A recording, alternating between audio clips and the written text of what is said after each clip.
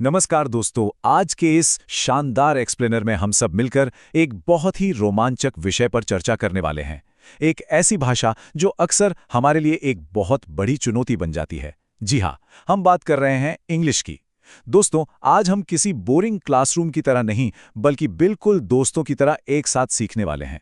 कोई भारी भरकम शब्द नहीं, कोई मुश्किल नियम नहीं, बस एक ऐसी गाइड जो हम सभी को एक मजबूत और कॉन्फिडेंट शुरुआत दे सके। तो चलिए बिना किसी देरी के शुरू करते हैं।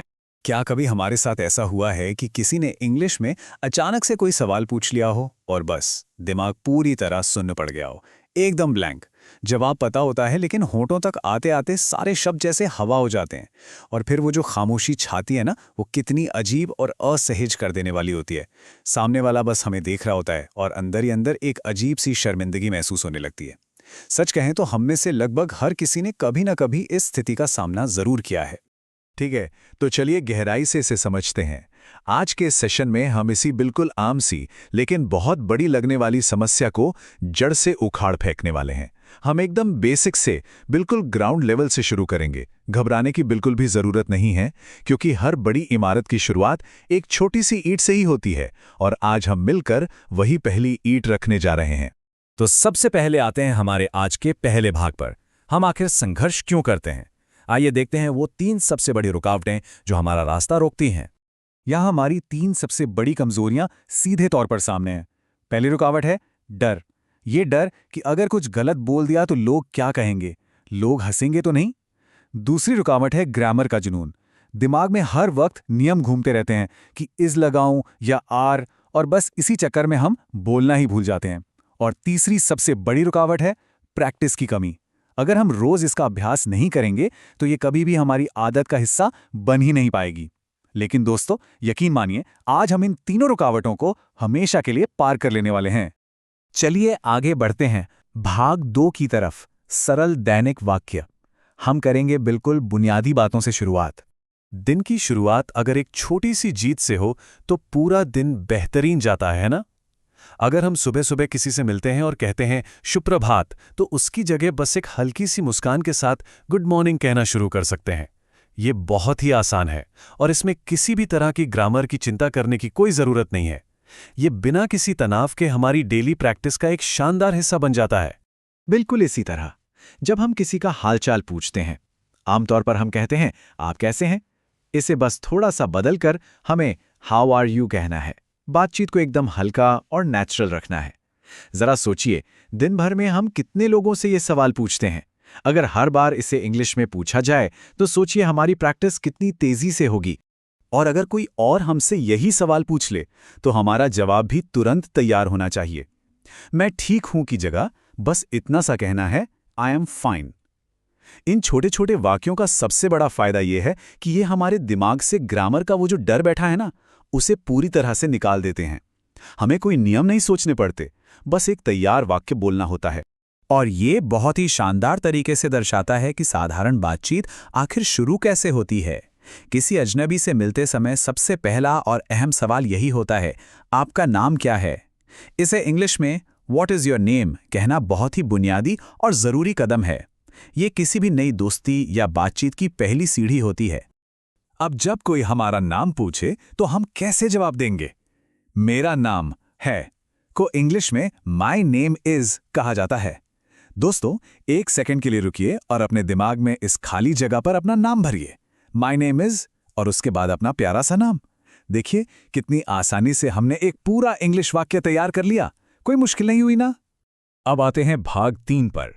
सबसे सुनहरा सुझाव। ये बहुत जरूरी है कि हम प्रभावी ढंग से अभ्यास कैसे करें। ये तकनीक सच में किसी जादू की तरह काम करती है। करना बस इतना है कि सबसे पहले एक आईने के सामने खड़े होना है और फिर जो वाक्य हमने अभी अभी सीखे हैं उन्हें जोर से बोलकर खुद से ही बात करनी है। पता है क्यों?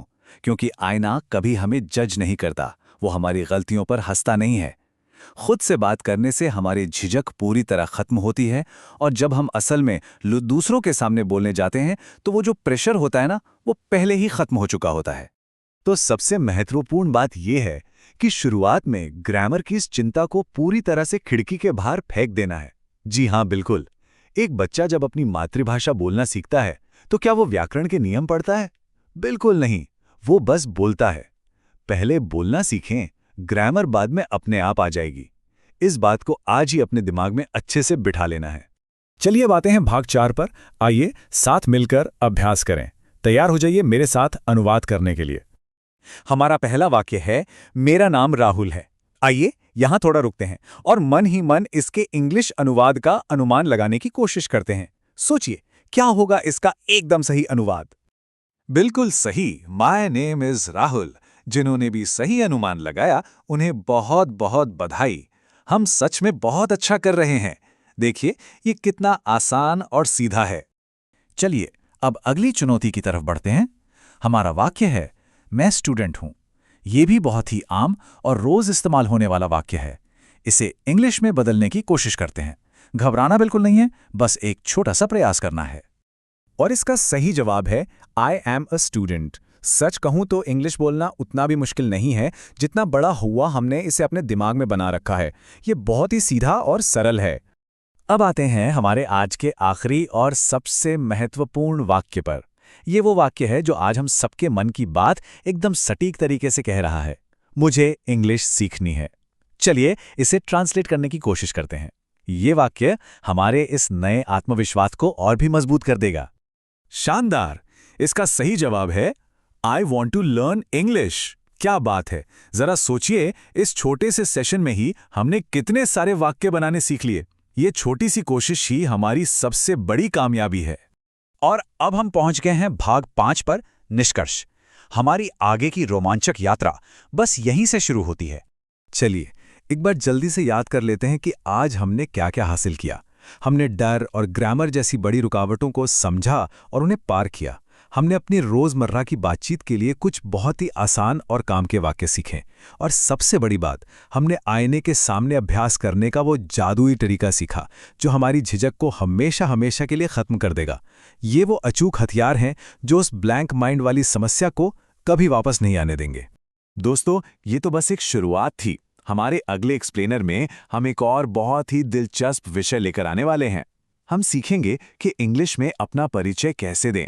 जब हम किसी नए इंसान से मिलें तो पूरे आत्मविश्वास के साथ खुद को कैसे प्रस्तुत करें। इस पर हम बहुत ही मजेदार तरीके से चर्चा करेंगे। और आज की इस शानदार चर्चा को हम एक बहुत ही शक्तिशाली विचार के साथ खत्म करेंगे। इस वाक्य को अपने मन में गहराई से उतार लीजिए और पूरे दृढ़ निश्चय के साथ कहिए, मैं इंग्लिश सीखूंगा। दोस्तों, अगर हम ठान लेना तो कोई भी रुकावट हमें आगे बढ़ने से नहीं रोक सकती। बस ये संकल्प लीजिए और अपनी सीखने की यात्रा को ऐसे ही पूरे जोश और उत्साह के साथ जारी रखिए। लेकिन अंत में एक सवाल छोड़कर जा रहा हूं, क्या हम सच में कल भी आईने के सामने खड़े होकर खुद से किया गया यह वादा निभाने की हिम्मत जुटा पाएंगे? सोचिएगा जरूर।